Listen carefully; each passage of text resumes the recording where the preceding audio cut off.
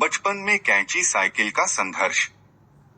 एक दिन दोपहर के समय में रोहन अपने घर पर अकेला आंगन में खड़ी साइकिल के पास खड़ा होकर अपने आप से कुछ बातें कर रहा था।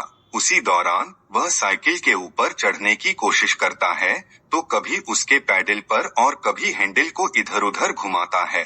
साइकिल का स्टैंड लगा हुआ था।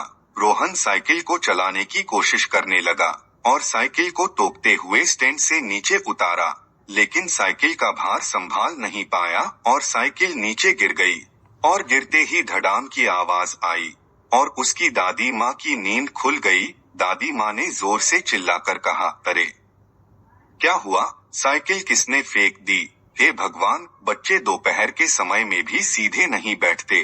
जैसे ही दादी माँ की गुस्से वाली आवाज रोहन ने सुनी वह सहम गया और खड़े खड़े अपना सिर खुजलाते हुए धीरे से उसके चाचा जी के कमरे में चला गया और चाचा जी से कहता है, चाचा जी, मेरे हाथ से साइकिल नीचे गिर गई है।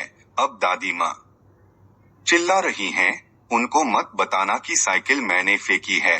चाचा जी हंसने लगते हैं तो रोहन कहता है, जब मेरे पापा खेत से आएंगे ना, तब मैं आपको दुकान से चॉकलेट लाकर दूंगा। अगर आपने दादी माँ को नहीं बताया तो चाचा जी ने कहा, ठीक है, नहीं बताऊंगा। रोहन के चाचा जी थोड़े गुस्से वाले स्वभाव के हैं, जिनकी नाक पर गुस्सा रहता है लेकिन बहुत ही मजाकिया भी है। खासकर जब रोहन कुछ भी काम कर रहा होता है और कुछ सीखने का कोशिश करता है, तब वह हमेशा रोहन की पक्ष लेते हैं। दादी माँ बाहर आकर कहने लगी, साइकिल किसने नीचे गिराई? लेकिन उनको कोई नहीं दिखा। चाचा जी के कमरे में जाकर पूछा, रोहन, तुमने साइकिल गिराई? रोहन ने सहमते हुए कहा, नहीं। दादी माँ को रोहन के चेहरे के हाव भाव से समझ में आ रहा था कि साइकिल रोहन ने ही गिराई है।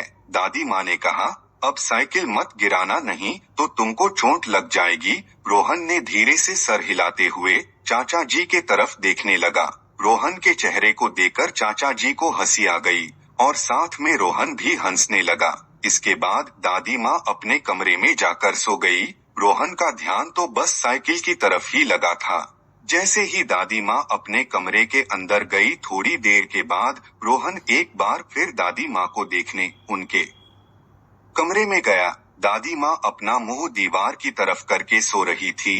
तभी रोहन खिलखिलाते हुए साइकिल के पास गया और जैसे तैसे खड़ा किया और चाचा जी के तरफ देखते हुए मुस्कुराया। साइकिल का भार ज्यादा होने के कारण उसको काफी जोर लगाना पड़ रहा था, लेकिन जैसे तैसे साइकिल खड़ा कर ही लिया और धीरे धीरे साइकिल को धकेलते धकेलते घर के बगल की खुली जगह में लेकर गया और वहां से धकेलते धकेलते वापस लाया।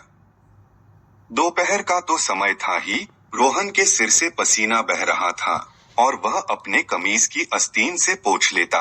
इसी तरह बार बार साइकिल को उस खुली जगह में घुमाता, लेकिन रोहन के सिर से बहते हुए पसीने में वह तरबतर हो गया और कमीज की आस्तीन से बार बार पसीना पोंछता और साइकिल खुले में घुमाता।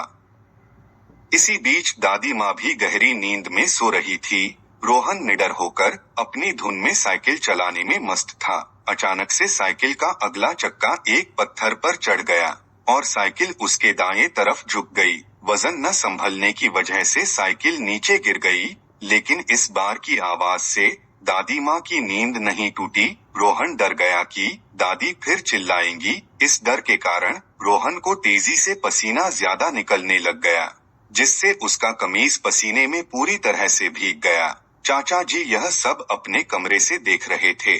फिर वह कमरे से बाहर आए और कहा, अब साइकिल को ऐसा ही पड़े रहने दो, तुमको पसीना बहुत निकल रहा है। थोड़ी देर छाव में बैठो और फिर कुएं पर हंडे में पानी है, उस पानी से नहा लो। थोड़ी देर बैठकर रोहन नहाने चला गया।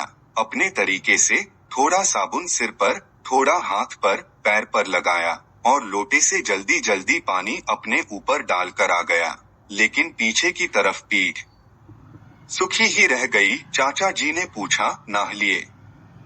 रोहन ने कहा, हाँ, नहा लिया। चाचा जी ने पूछा, लेकिन तुम्हारी पीठ तो भीगी ही नहीं। उसने गिले टॉवल को पीठ पर फेर लिया और कहा, देखो, गीली हो गई। रोहन नहाकर आया तब तक उसकी दादी माँ और मम्मी नींद से जाग गए। इसके बाद पूरे दिन में रोहन को साइकिल चलाने का मौका नहीं मिला। शाम के समय रोहन अपने पापा के पास बैठा और कहने लगा, पापा मुझे भी एक ऐसी साइकिल चाहिए। पापा ने कहा, अभी तुम छोटे हो, बड़े हो जाओ, फिर तुमको भी चाचा की साइकिल से भी अच्छी साइकिल लाकर दूंगा। रोहन ने रोते हुए भाव से कहा, नहीं, मुझे अभी चाहिए। पापा ने कहा, अरे बेटा, अभी तुम छोटे हो और साइकिल बड़ी होती है, तुम साइकिल का वजन संभाल नहीं पाओगे। रोहन को रोना आ गया और वह नीचे आंगन में लोट मारने लगा।